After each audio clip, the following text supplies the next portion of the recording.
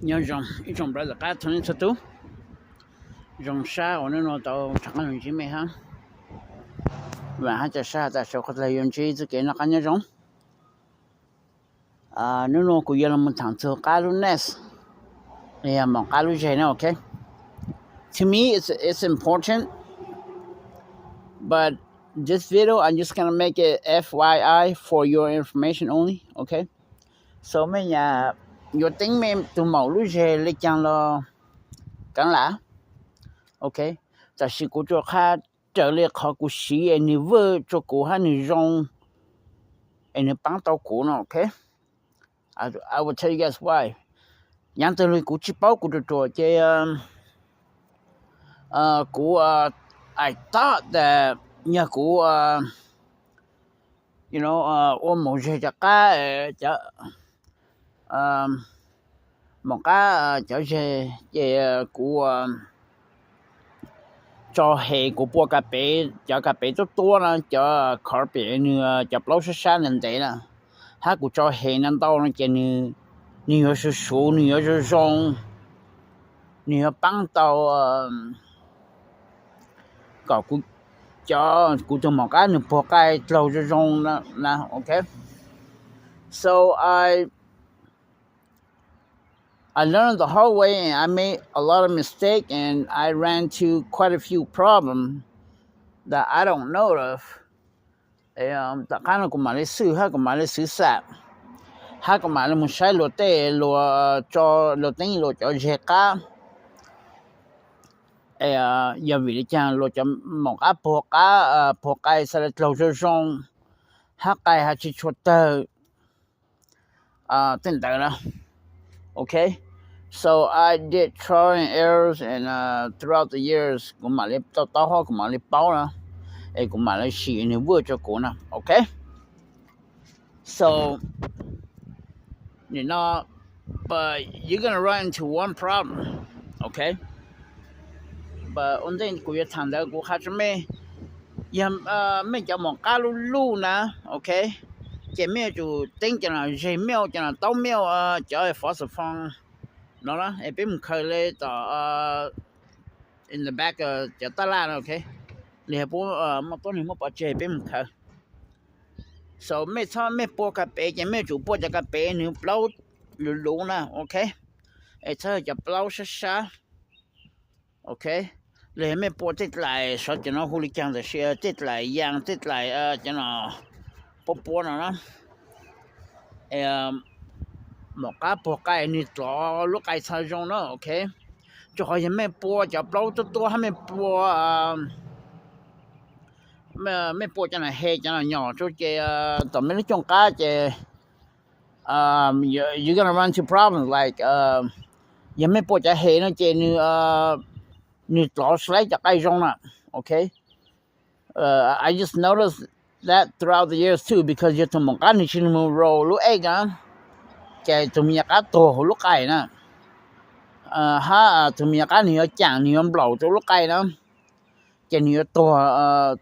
từ phía đấy nè nhiều tổ cho lúc cái đó ha mấy tổ cá nhiều trâu mấy bố hậu tết tổ cá này mấy quan nhiều trâu nhiều luôn chẳng đó ít sang chẳng sa ít sang chẳng cây đó so that's the problem cho thằng nữa một cái bộ chế lúc cái chế hay mấy cho nó đó lúc cái chế mấy ô chế around chế như là một tỉnh chuối kho ít spot chế như chim mù nè chế đã sao mấy chấm nhà cái thằng nó như sáng ta hồi ít sáng ta hồi lệ câu lệ lúc ta hồi ít sáng lu ít sáng mì ít luôn đặc ít sáng lu ít sáng mì đó cho họ nữa như cái nữa stuck lại được lúc cái thầu cho màu nó mấy cái bể lúc cái nữa chế cho họ mấy bộ hay hay mấy chọc anh đâu nó chế mấy ô tô túng lại mấy lúc chế tô túng lại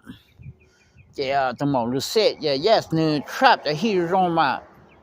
hay như bộ tàu rong mà but the problem is lúc anh roll cho màu roll tàu lúc anh nè okay that's why thằng mấy anh cái bể cái mấy tàu ní lúc egg turn nữa anh như turn lúc egg nữa cái lúc anh suspect okay so I just found out that throughout years, you know, like after 5 or 10 years of raising bird, sau cuộc khác khỏi ôn nó dùng gì chứ yes mấy sai ôn nó mà dùng lên nửa bùa cho cái chít lâu nó cho cái roll everywhere nó và cuộc khác mấy từ một cái giờ nửa bùa cái dùng nó cái này sao mà nửa tao hậu từ cầu lông lọ cho cái nhá under nửa biểu gì đó under nửa wing đó nửa ở sang công ty đó ok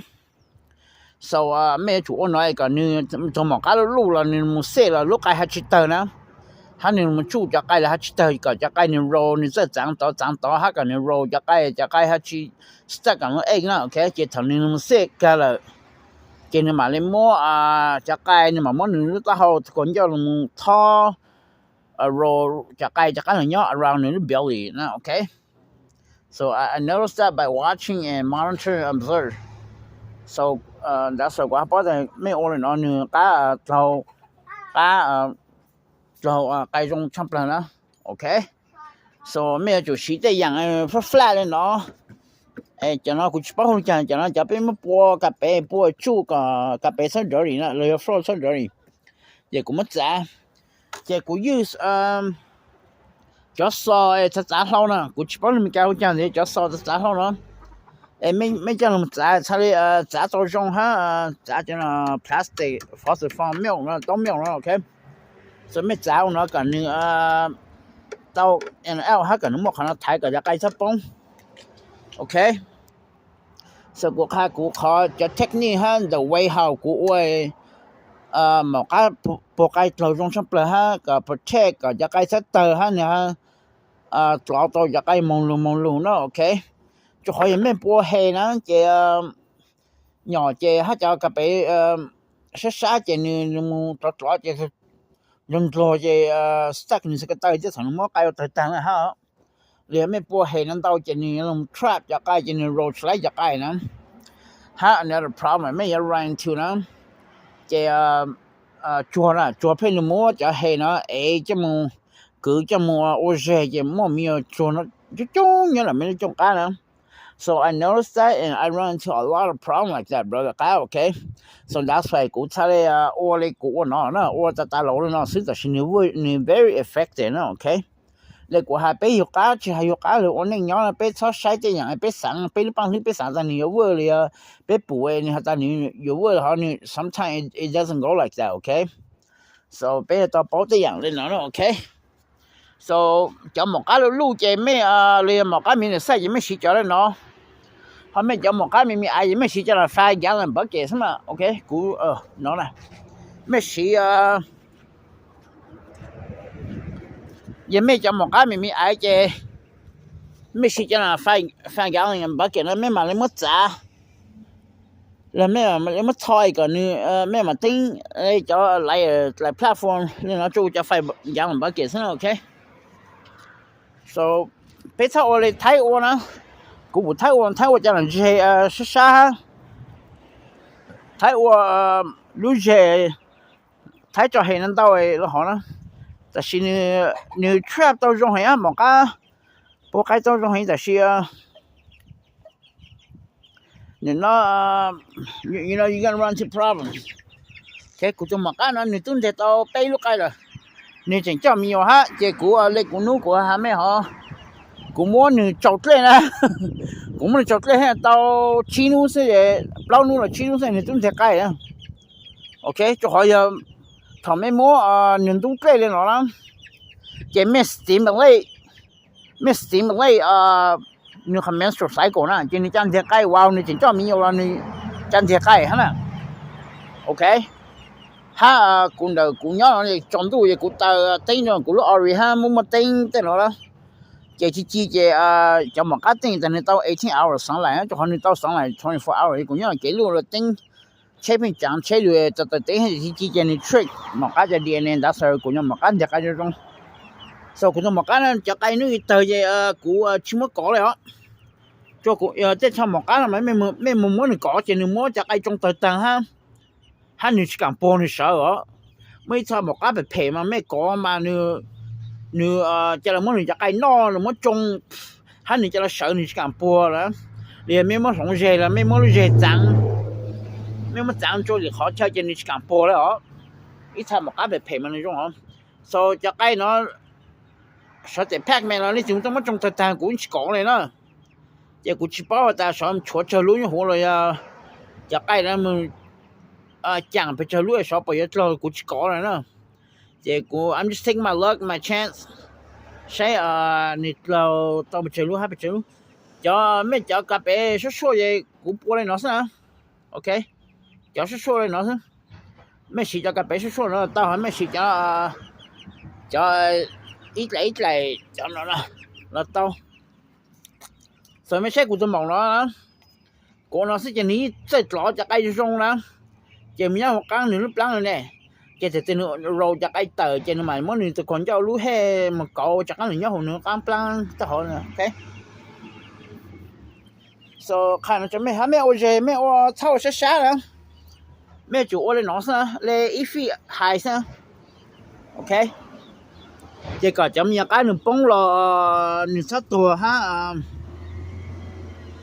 để nó sát sát từ mình hết chúng ta mình thay luôn cái hết từ hết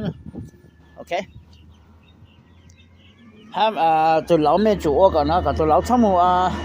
cũng cho đi xe ha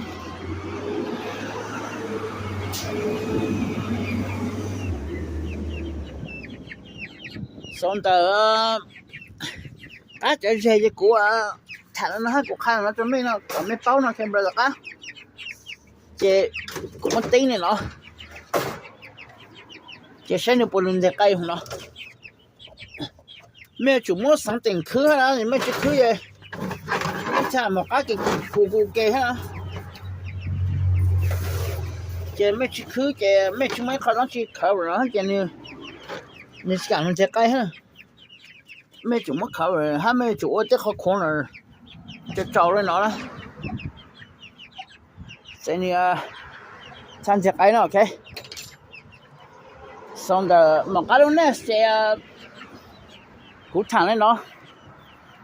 to me it's important well everything to me is important okay but nó chỉ có information này cú khai cho mấy thế nào ok cho cái này tao ý lý ha obvious tại vì một cái tuần chặt cái ha ok so I just telling you guys my secret and my technique or my tricks, how I'm able to stimulate, activate the menstrual cycle. Thằng một cái cái wow như chuyện cho mình nhiều hơn, okay? So của thằng đó đấy là cái mà có lại video con brother, okay? Có sang của thằng tu sẽ can we go around it without having một cái plugger là loose style cái loose style này còn in some matter này cho cái đầu loose style chỉ là tao tăng ok so in chỉ có mà ô lại video nó cho mấy sai nó ok của chúng ta thằng nhau tôi luôn hết chứ mấy sai của cái video tăng cho chứ how many you got me more experience so you guys should have a pretty good idea okay but I think you just want me to give my opinion or what's my insight okay so patient logic like I said okay nhớ không mày